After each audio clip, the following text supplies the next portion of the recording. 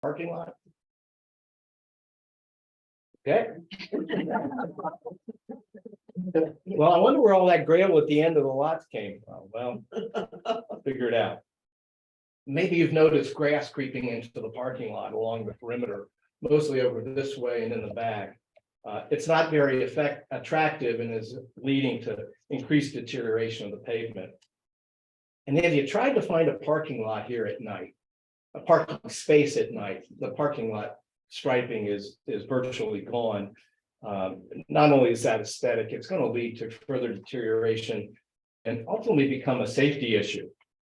Well, given my marching orders by this committee, I reached out to an old friend and former parishioner who was in the street paving business years ago. I know some of you know Brian Davis. Brian Davis. Well, I spoke to Brian. It was great to reconnect with Brian. He's no longer in that business. His business is somewhere south of here. But he was responsible for building the exit driveway. If you look at that exit driveway, man, it's rock solid. He gave me some suggestions on who to contact, and almost as important, who not to contact. After after reaching out to 7 paving people, I received estimates from 2. It's not terribly surprising. My first bid came in at $44,000 to repave this lot with 2 inches of asphalt. Then I got a second quote from Buckeye Seal Coating, and that was for $34,000. So, and their ratings were exceptional. Well, let me just conclude by stating the obvious. If this were your home, what would you do? Well, this is our church home. We were entrusted with St. Paul's to care for it properly. We were past the point of chip and seal and Band-Aid. It's time to pave and stripe our lot. And with that, we're going to take a little 10-minute break so you can do a biological project if you need. And let's get some additional. My boss at work always used to call it a biological or get additional. Perfectly proper. Too much information. Okay, 10 minutes. All right. You're on the clock. Are there any questions during this time also? Please don't hesitate to ask. Yes, Judy. Okay, when the transfiguration window is removed from Canterbury House, what is going to go in its place? A Marvin window is being designed to go into that space. It will be the same 3-pane design with 1 rectangular center part and the 2 peaked side windows. And it will fit in that area once that frame is removed. That's part of the long lead time, even though we've already started that project. And we're told that that new window box with lights and reflective glass behind the window will be 6 to 8 weeks. We're not going to get the Marvin window for 24 weeks, 6 months. So asking them, how are we going to do that transition? Will we actually remove that and put plywood in that while the Marvin window is being made and have this one built? There's one guy that builds their window boxes. And so we got to get in queue for him. So we don't know if that 6 to 8 includes his project time. But this is going to be a long-term project, as the windows are. So that's, again, why the urgency is important to try and get in the queue of their windows. I don't know what you're talking about with the Marvin window, but Marvin is a high grade replacement window, double pane replacement window. so it'll be clear glass. It'll be clear glass that we can also have if we find that that's too much light. As you can see, the sun coming in right now, we can also put a film on that. Yes. That Marvin window is part of the whole. That's part of the price. That's correct. The renovation and move, that's all part of that price that has been donated. Correct. Susan? Stained glass window with the front wall of the church, Mhm. is that gonna be restored? Because that's all faded too. Not that I'm aware of. That is going to be, it's going to be renovated in place, but it's not going to be sent back and renovated. We can check on the price if you think that that's something that needs to be done. Well, it's so faded, you can't see it. It's not stained glass in little pieces. It's drawn on and wired. That was not one that they had, that of the two that they were going to look at, but again, we can look into that and see what the cost would be to do that. Okay. While we're sending it back, we might as well. And I recommend, if you're not familiar with the history of the windows, we took the time to put this pamphlet together, which gives you a history and a walking history of each of the windows that are in the parish and primarily in the sanctuary. Thanks to Kim Kelly for that. Yes, Yeah. thank you, Kim. Yeah. Anything else? Ready? The roof project, since it's not late, is it eligible for a holy space grant? And the same with the windows? Are they eligible to go get grants for holy spaces? We are working on grants now, yes, for that. It's got a Even, long lead time even though on it's- this roof. even though it's not a slate. The problem is they're seasonal grant packages. So this window package, we won't know until spring, correct, Susan? We're gonna, yeah, and And I'm she's gonna gonna go mention through a this in her whole presentation. presentation on where we're at, what we're doing, who we're applying to. And all And you're that. gonna speak up, right? Yeah. That question will be answered when she goes to the grants, right? And I got a question for the roof guy. Yes, sir. I'm the roof guy. When I had a roof pulled off, Yes, they find some bad things. yes. And it's like this, if all this is bad down in this trust, whatever Yeah. that's called, is that all part of the project? Yes, our roof, yes, I do have money, there is money in there to cover that. We actually were going to use OSB board over the whole roof. We don't have to because our roof is tongue and grooved. So our whole roof is tongue and grooved, it's not slatted. And normally your slate roofs will be tongue and grooved. Excuse me, normally they'll be slatted. They are tongue and grooved. That saved us about $28,000 because of that. So I have kept that $28,000 to do a couple things. Number one, you always keep money back, always. It's always gonna be more than you think when they open it up. So I kept back 10%.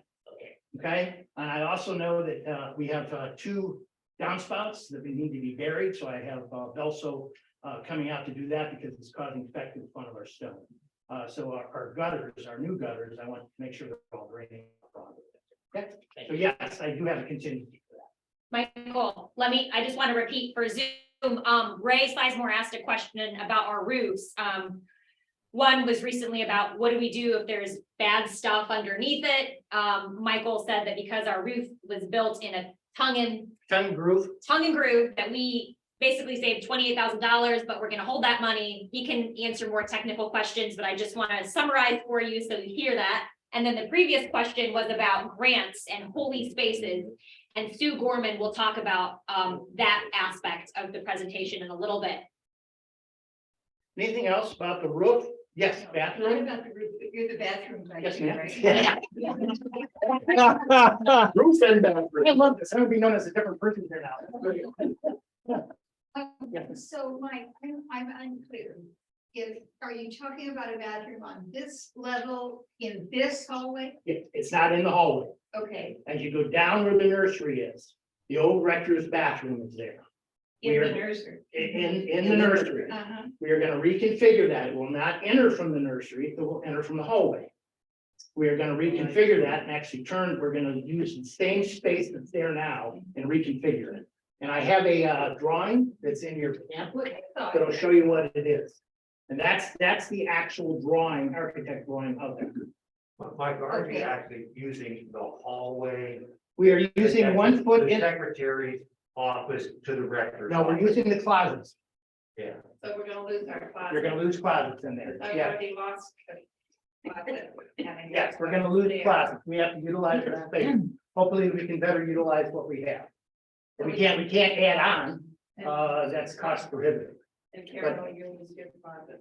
but we will lose the that's closets. what I'm asking. Yes, So ma'am. that closet that kind of is in between those two rooms, Yes, ma'am. that's what we're talking about, that Yes. space.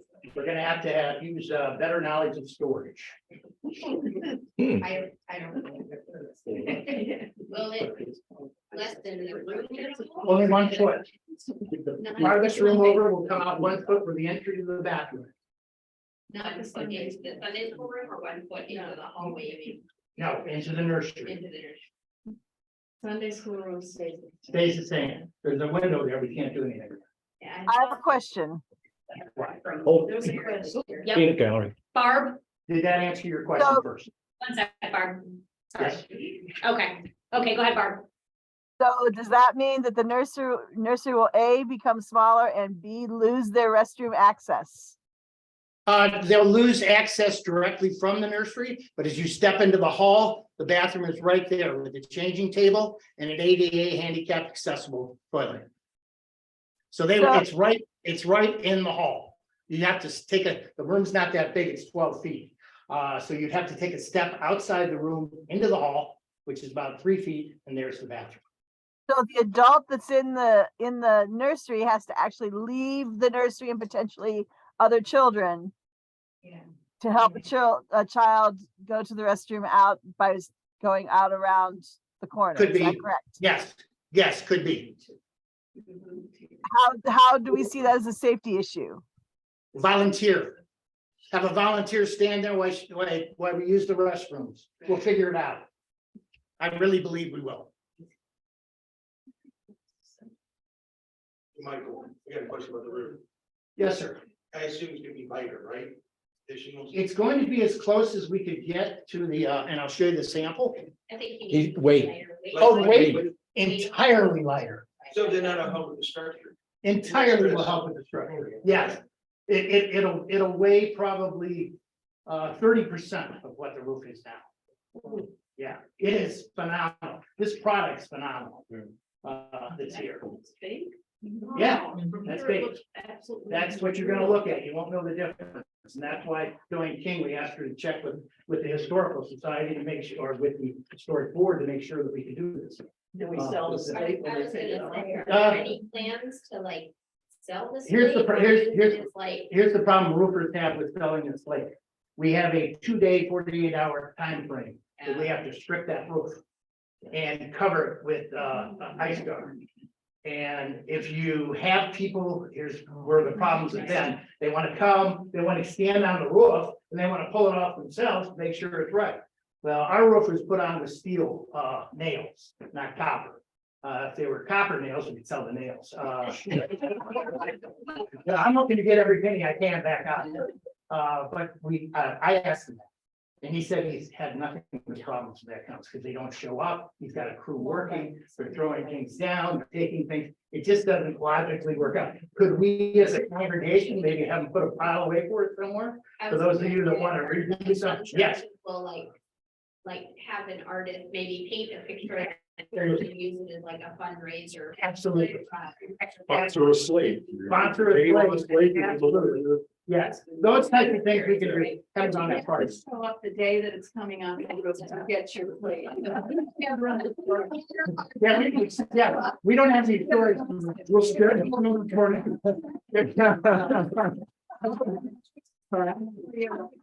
Thank you all for some questions. We're gonna keep going with the presentation, but like I said, keep these or write them down. This is what we need. And so I'm gonna transition, thank you too, Michael. Yep, thank you. Transition Step away. to Tim, you pavilion? Yes. Tim is gonna share about the pavilion. Now, one of the things we've talked about for years is a pavilion. Using the space that we have over here primarily used for the Oktoberfest you're all familiar with. And we've discussed this for a while. It's our belief is not only would it enhance our property, but it offer additional meeting space, fellowship space, and even offer some potential income. One of the things that came up during the search committee process was the importance of our youth. And during this process, it was often reinforced how important the youth and their programs are to our present and future. This project, we believe, will assist with our youth inclusion by allowing them to use it for meetings. We can use it for outdoor services, and again, potential for parties and cookouts. Looking at this possibility, we've investigated several important considerations.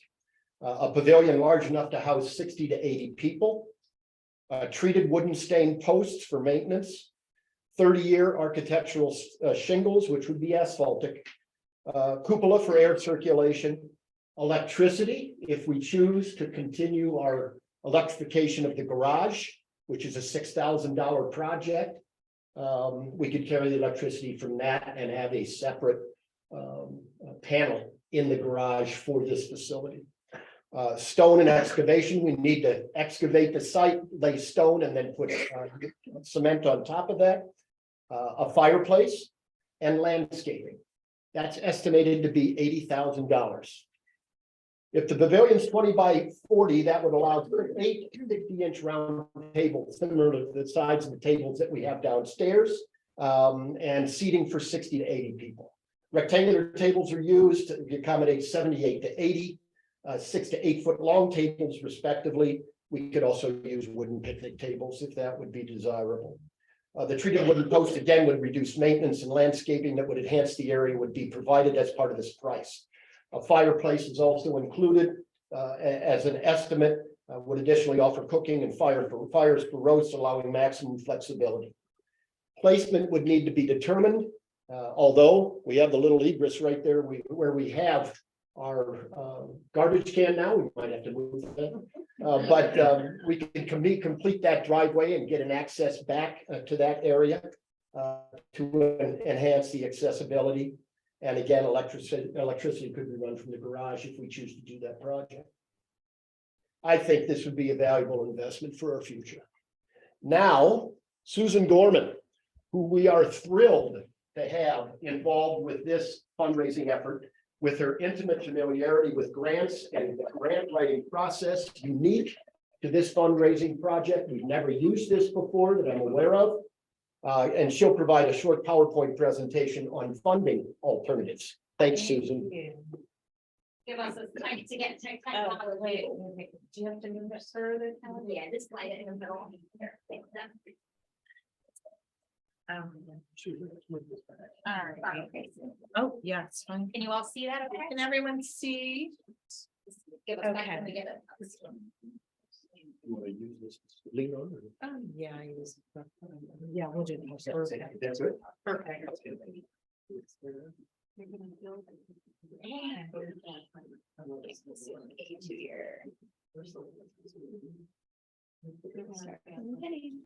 And I'll take your. Okay.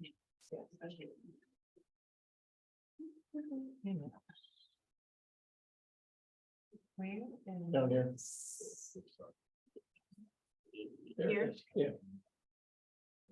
There we go. Okay. So I did a short PowerPoint, so you guys could really, okay. I did a short PowerPoint, so you guys could kind of visually see what we're talking about. So we're talking about funding. So it gets a little bit more, gives it a little bit more, readability. How's this? Oh, there we go. Hold on. Okay, wait a minute. Is that the? Oh, no. Hold on. How do you move that, Kelly? One sec. Okay, Okay, can I just do this for you? that will Okay. be, or I can do it, yeah. So our agenda for this morning, we have our sources of funding. So I'm gonna go through where we're looking. Grants, I'm gonna give you just a brief history on grants, because I know there are a lot of people that don't write grants, they don't understand how they work. And I want to make sure you guys understand how much research and work has gone into it and what we've already done. So we'll talk about types of grant funding, grant research, the vestry approval that we've already gotten, and where have we already applied, and the grants we've already received. We'll also talk a little bit about parishioners and individual community donors, and maybe Richard will finish up with some of that as well at the end. And then some closing thoughts. So I'll have Kelly go to the next one. So the sources of funding, when you do a capital campaign of the type we're talking about, Sue. you're generally. You need to speak up. You're generally looking at community, federal, and private funding, diocesan grants and loans. Can you guys hear me? You can't hear? There are a lot of people with hearing issues. Okay. What if you scoot What it, Sue? Can you go forward? Maybe I can move forward? Or even without the podium, unless you need the podium. Yeah. We can move. I don't really need Come that. on. I guess we can. Come on here. I can come out here. Can you guys hear now? Can you hear? Yeah. It's better. Can everyone hear? Speak to the back. Okay.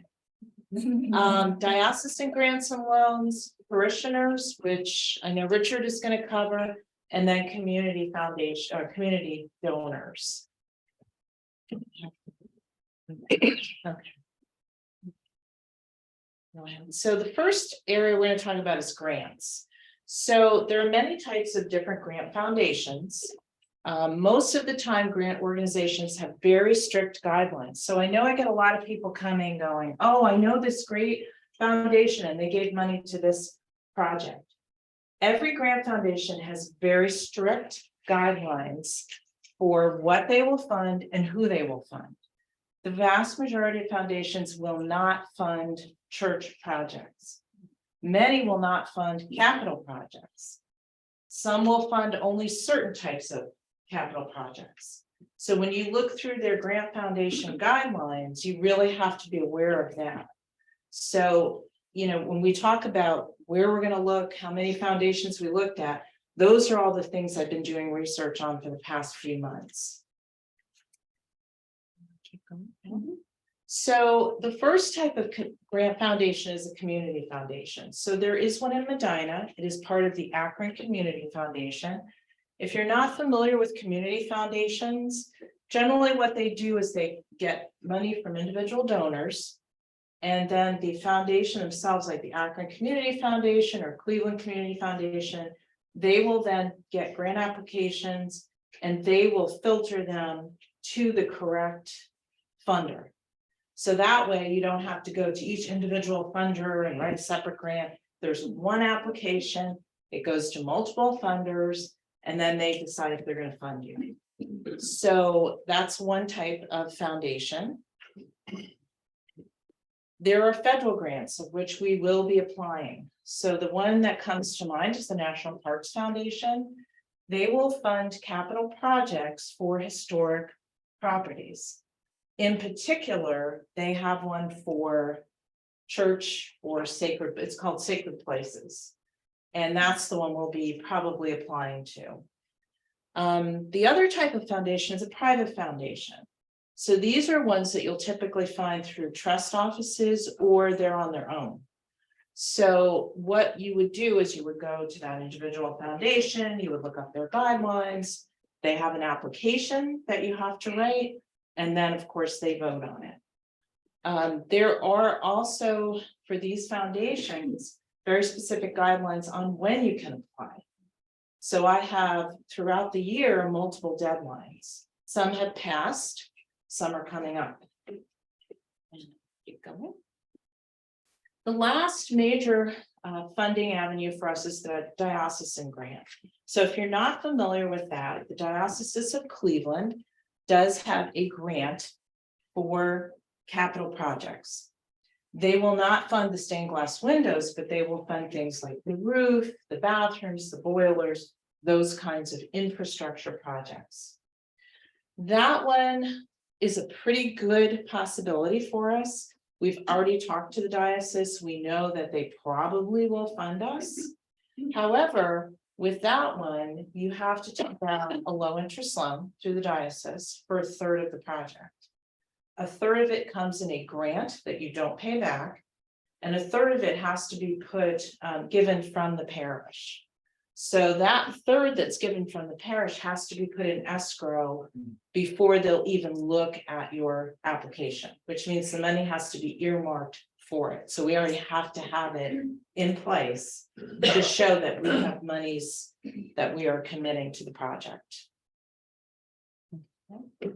So in the grant research, the first step is we had a whole list of grant foundations, some of which I've done because I've written grants before in former jobs. Some were given to me by Richard, some from other people, and we had probably 120, 130 different foundations that we looked at, narrowed it down to about 10. Because again, in the research of those, many of them will absolutely in their bylaws not support churches. So that's a given. Some will only support projects, which are programs, things like, church youth groups, things like that, but not capital campaigns. So I've narrowed it down to the ones that are really focused on historic preservation or churches or building projects, those kind of things. Because it does take quite a bit of time and effort to write the grant. There's a lot of pre-work that needs to be done to contact them, letters of intent, things like that, as well as all the financial and backup information for them. So you want to make sure that you're really looking at those foundations that are the most promising. So we did that research in the early and late spring of 2022.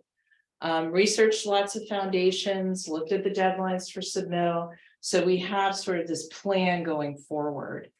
We've already submitted quite a few, and we're going to get to that in just a second. I can keep going through. Again, like I said, I have about 11 foundations that we're looking at, and they include the Akron Community Foundation, which I have intent letters out to at this time. Okay. The vestry did approve for us to go forward even before this meeting, because I had deadlines for grants that were due in the fall, in the late fall and into December. So we really, thanks, Kelly. So we really couldn't wait because we would miss out on some major deadlines. So we did get approval from the vestry to move forward to actually submit several proposals. And I'll talk about one that we did get, and there's several others that are out there that we've heard about. So in the fall, where we've applied currently is the Willard Stevenson Foundation, Huntington Bank, the trust department there. I have a contact, and they have several different trust foundations that they hold in trust. And we've applied through them, and we did get a $25,000 grant from the Stevenson Foundation. It is an unrestricted grant, which is very unusual. They said we could use it for whatever we wanted to use it for. So currently, possibly it could be used for the bathroom, could be for the roof. We're not really sure. We're going to see what else we get. I do have, which is good.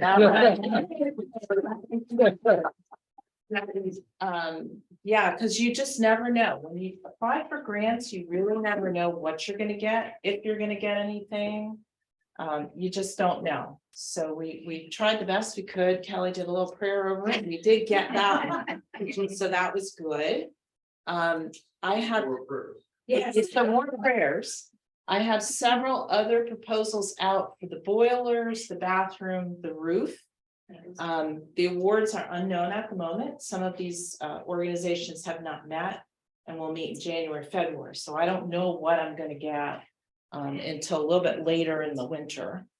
We can go down. The Diocese of Cleveland, they, as I stated before, they won't support stained glass windows. It is not an infrastructure project, but they will do the roofs, potentially the columns, which is a project we didn't talk about. But if you look down here and you go past the columns, you'll notice that they are crumbling, disintegrating. Yes. So we may need some funds for that. So they would support the roof, the columns, and the paving project. We are in the process of applying to them, but I'm still waiting for a few other funders to come through, because we want to make sure we basically have one shot with them. So I don't want to use that for something that we already may have funding for. So we're kind of in the process of writing that one. I'm also going to be applying in the later spring to the National Park Service, possibly for the roof or the columns. Again, they will not support the windows, but I'm hopeful that with pledges receivable plus some other funds that are available, we might be able to cover that through other means and potentially get money to put the roof on from them. I am applying to a national foundation, which is the Andrew Mellon Foundation out in California. They would support a project like the stained glass windows, and they do a lot of historic preservation, and this is a historic property on the National Place of Historic Property. So I'm hopeful that we'll get something. You never know. They've got to give it to somebody. So we'll try. We'll try. And again, the Akron Community Foundation, I have letters of intent out to them. So I haven't actually written grants to them. You have to do a formal proposal, a letter of intent first, and then they decide if you are worthy to apply. So hopefully I've done that process, so we'll see. I'm waiting for them to get back to me. But that would be stained glass windows and roof potentially. So we're hopeful that we understand through the grapevine, there might be more monies coming, but we have not verified that. So I don't know from where it came. If that sounds strange to you, which is fine. If that sounds strange, I did also talk to the city and the state about several grant opportunities. I didn't actually formally apply to them yet, but that may not have made the difference. We may have gotten some money already. We just don't know. We've not confirmed it. So we don't want to say anything about that. The next round, the JP Morgan Trust Foundation is again somewhat local. JP Morgan Chase is in this area, and they as well have a trust department which has multiple different grants. That one is coming up in the spring of this year, and some in the fall. So I'll be applying for possibly stained glass windows or the gazebo. If we get funds from other places for the other projects, then I can use those opportunities for the gazebo.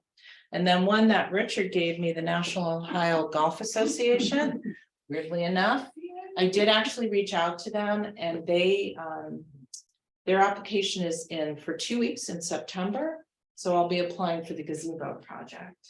And they were interested. I already spoke to the person in charge. So they said they would welcome an application from us in September. So that's. I think you can see how valuable.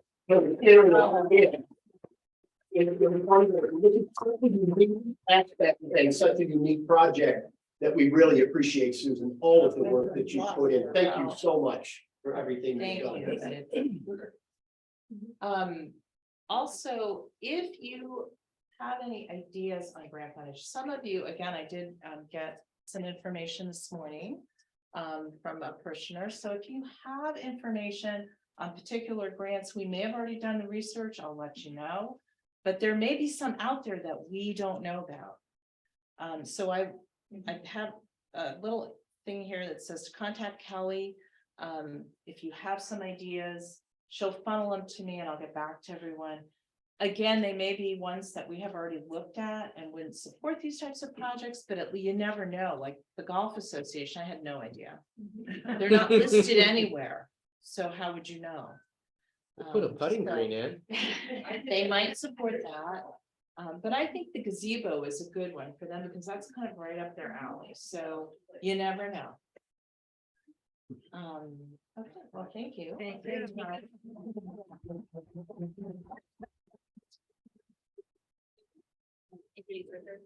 Oh, yes, I will introduce Richard. So last but not least, Richard Clark is going to kind of wrap things up and also talk about individual groups that we may be going on.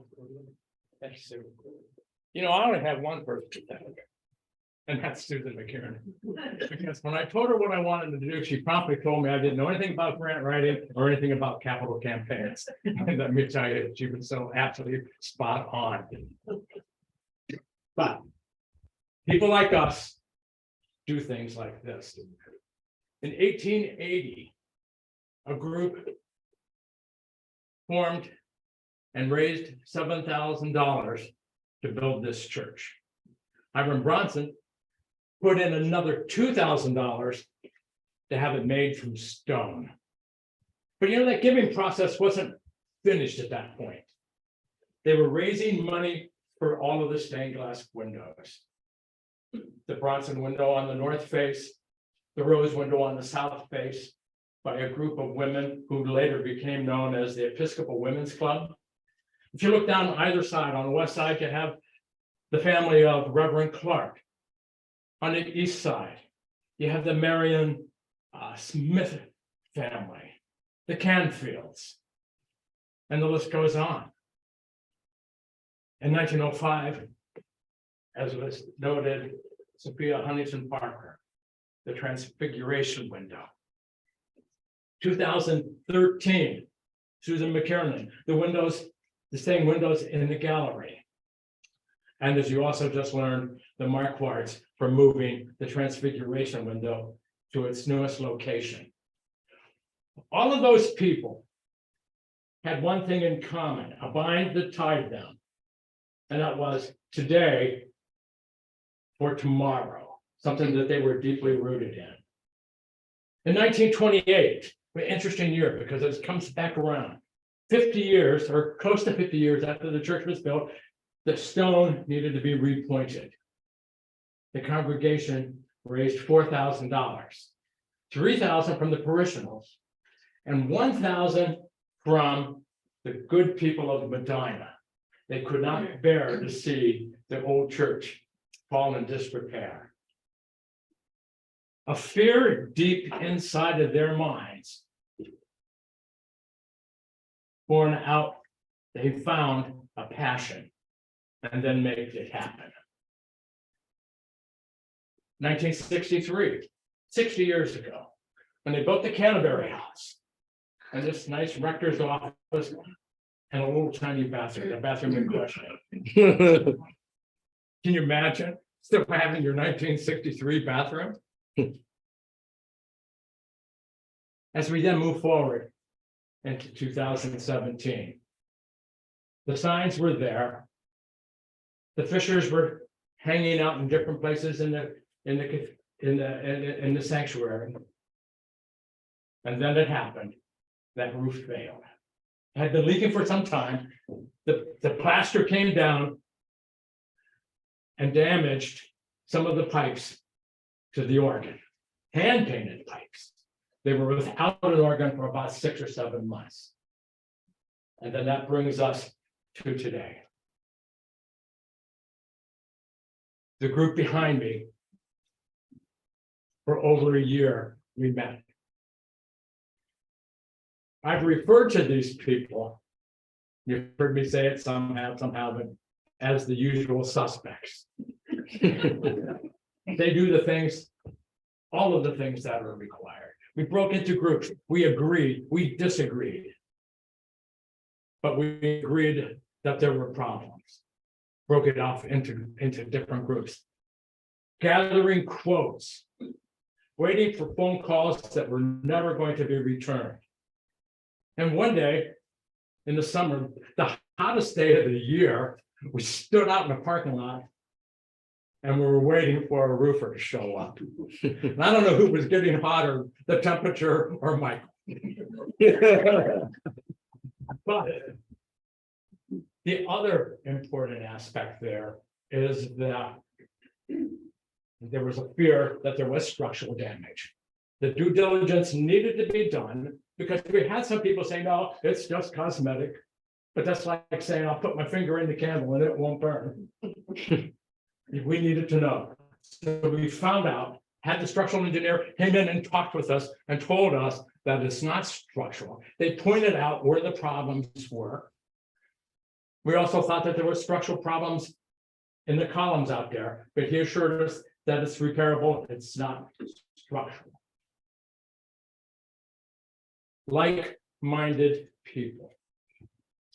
Today for tomorrow. And then there's the Reverend Kelly. She's been a part of this group from the jump. Spiritually, of course. But she also is our largest cheerleader. She's also your largest cheerleader. She's behind you 100%. Always. There are just things that have to happen. I probably should have asked Reverend Kelly for some sort of Bible verse that ties the history with today. But I chose Shakespeare. From the 1610 play, The Tempest. The line, what's past is prologue. And it's a simple idea that history will write the context for the present. And that's where we are today, the present. We are today.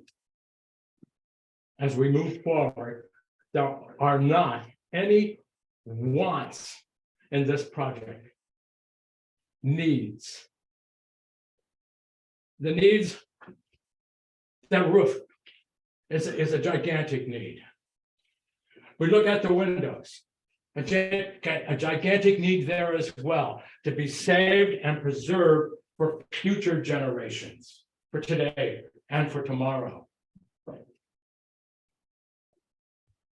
The bathroom. As you get older, it'd be nice just to go down the hall. The handicap can go right down the hall. Visitors can go right down the hall. That is something that is needed. It's not a want. The pavilion. To me, and I mentioned it, that the circle is broken. They need more roof, to close up that circle. Someplace that they can call and do the kinds of things that the youth do. It also opens up the avenue to the outreach. So with all of those, today is today, tomorrow is the past. As we look forward to the future, the prologue is there. It is our time in history. Join those who have come before us to make your sacred home safe and sound and for the next generation. You can ask any one of us questions about the giving process. Give to all of it, give to part of it over a period of years. We're looking at $603,000. At this date, yesterday, we're roughly 40% there, and we haven't even announced it. Today was the first announcement. Things leak out, and that's not a bad thing. Because people like us do things like this, and because people like you help us to do things like this. Thank you. Amen. Amen. Okay, we want to conclude, and thank you, Richard. That was a nice wrap up. We want to conclude with any additional questions before we open up the food lines. Does anybody have any additional questions at this time? Yes, Carrie. So what are you doing besides the grants to raise money besides asking for? Are you doing anything in the local community? I know a lot of people who are. Yes, Sorry, so what else are we doing besides asking parishioners and going for grant money for additional funding? Are we going out to the community to ask them? I know like the Historical Society and other people within the community have a vested interest, even if they don't attend the church, they want to be a part of making sure that, you know, the history stays. Great question. Go ahead and address that, Richard. That's more of what I do or can do. Okay. I want to reach out beside the four walls. We have a couple target names, but I ask each and every one of you to go and ask each other people as well. If there is a name, a person, anything whatsoever, get that to me. I'll go out and reach out to those people to bring in outside funds. What about doing like a community challenge? Because some people might not hear about it. I mean, to kind of get that word out there in a variety, whether it's through the Historic Preservation Board or the, you know, even like the McDowell, asking them to host an open house, to do some kind of fundraising for us there or something to get that word out, because we don't know everybody in this community, and not just in Medina itself, but the county and beyond.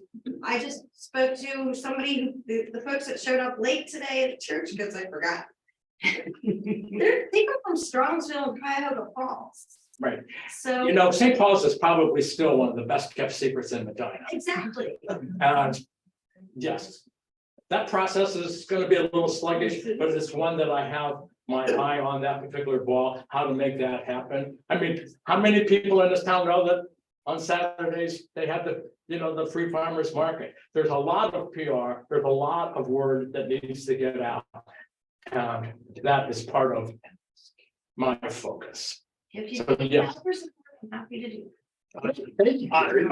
Awesome. And we have other avenues. We have Mary Jane Brewer and Cleveland.com. We have Medina Gazette. Those are avenues that we're going to go through and try and get articles in the paper that we can use, a roundup, the daily roundup or weekly roundup in the Gazette.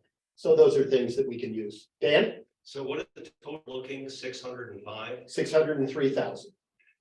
Correct. Judy? Are you beginning this campaign immediately? That we are beginning it immediately. As we said, we have about 40% of the money of that 603,000 already contributed. Wow. However, we don't want that. We want you to jump on board and say we're close to that goal number. That's what we're looking for. Judy, the initial campaign started a year ago. Then we started meeting and grouping. This date kept getting pushed further and further down the road a little bit, but we're ready. But the campaign itself doesn't end today, it just starts today. I mean, realistically, the pledge cards, it can take up to 5 years, but to get to all the other places outside, it's easily 2 years. So this is an ongoing process, not just, today. So these projects like the roof and the windows, as soon as you get the 20%, that's like the down payment and work can begin, so. We're in line for the roof, Michael. We have approval from the vestry on the roof. The 20% has not gone to him yet, but I am on his calendar. We can do it in April, May. They were nice enough to put me on their calendar without me giving them $65,000. And so I have a commitment from them that once we get 4 to 5 days, we want to start that project. I'm thankful that we may have a IS grant for that. We do have the down payment. In that, in the number we have, so we are moving ahead. With the roof, the number one priority. With the number one priority, we don't have a choice. We need to get that done. We'd like to get our giving and our in by March 31st, so we can get everything on the schedule. So yes, we have a mental deadline, March 31st for our giving, so we can kind of manage the money and manage what we have and figure out what's grants, what's not, what we have. So we have a process for it. And so we are moving ahead. And as Susan mentioned, remember, some of these deadlines for the grant initiation doesn't come up until the spring or doesn't come up until the fall. So this is going to be an ongoing process. For us, some of us, it may end. For Susan, it's going to keep going because that is a long-term process just because of the staging of the different grants. Correct, Susan? Yes. Any comment? And for Richard too, because we're gonna be, Richard's gonna be going out probably with others. And, approaching individual people that you may know, so that's also an ongoing process. A couple of years maybe. Right, 2 years anyhow, because I believe. And I would share with you my bibliography of all the stuff I came up with. The one thing that I did learn about grants, I didn't learn about soon until later in the process. But we need your support because the way they gave grants to me, things I read, grants are just the icing on the cake, not the cake. So we have to really work hard to get to those other levels because it's like waiting, the grants are like waiting for a bus that may come. It comes here sometimes. So and that doesn't diminish what Susan does, that's certain. But we have to continue on our path. And keep in mind, we are a committee of the vestry. The vestry makes the decisions on how this money is going to be appropriated and to who and when. So the 40%, We needed to get their approval for the 20% to go to the roof. We'll need from that 40% approval to look at other projects like the down payment on windows and some of this other to get those projects started. So again, we're not making these decisions. Your leadership, the vestry, is going to make those decisions based on the information that we provide to them. Mary Jane. A question about the, excuse me, the diocesan funding that now the third that we need to supply, can that come from foundations or does that have to be specifically From the donations No. from our parish? That's a good question. So the diocesan, the question was the diocesan 1/3 that has to be committed from the parish cannot come from grants. It has to be money, good faith money in escrow from parishioners. Okay, could it be like profits from the in the fall? Oktoberfest. Yes, Oktoberfest? yes. So It it could doesn't be, have to be like an individual's donation. no, but it has to be, money's coming from our parish. But it Okay. cannot be from a grant foundation given to us that goes into it. Yes, that's, How long does it usually take to get an approval on a grant once you apply? I mean, what are we looking at? so, it can be anywhere from very quick. What was the question? Oh, the question is, how long does it take to get approval for a grant? So it can be a very short process. So for example, the grant from the Stevenson Foundation. I wrote the grant in middle of October, I want to say, and it took 2 months, which is very short. Some of these grants, like the National Parks Foundation, could take 6 months or more. So it really depends on when you get it in, when they meet, and sometimes they won't tell you, sometimes they're rolling deadlines. So that could mean I get it in and it just goes to their board a week later and they approve it. At some point, when you get all the grants that you think are possible that you can get and you have a figure. Because how are we gonna know as parishioners, how much we need to give you to make up the difference of what you're gonna get? You know, we need to have an idea, because how can I make a 5-year pledge if I don't know what you're gonna need?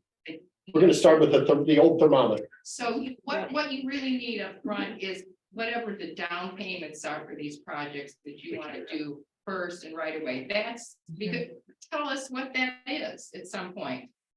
You know, What's the third? right. Correct. Great. Because I know before when we did this project, what we had like a 5-year plan or something, and we made our pledge accordingly. And so, you know, for us to look at our finances and figure out what we can do, we kind of need to know. Sure.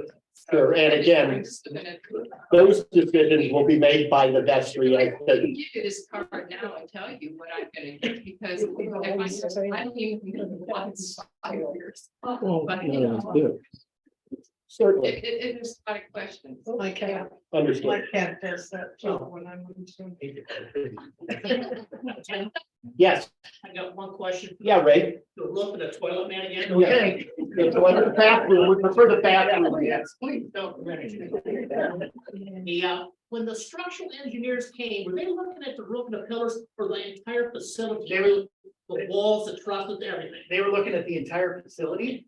And to tell you, they did a great job. They did a pretty good due diligence job. They looked at everything that was decaying. They looked at the columns. They did not go up into the roof. Okay, into the interior of the roof, so I have no idea, you know, with that, there's either, never mind. There's a lot of things up there. But my roofer went up there and he went up and looked at the roof. Yes, the roof, not my roof. And this was not a grant of service. We paid for this service to have this gentleman come in. So it wasn't like just take a quick look and give us a letter that says we're not going to be held liable. We wanted him to do his due diligence. So we paid for this service. At the cable, whole church together. We're not there. We're not there. No, we did. We did pay the guy a considerable amount of money to do the job. No wires, no duct tape? No duct tape.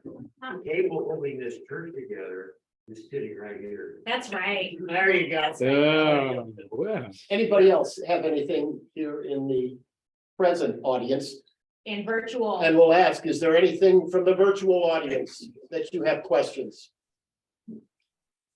Gary, I would like to respond to the point that of uncertainty. My personal recommendation would be pledge what this parish is worth to you. You can always increase it.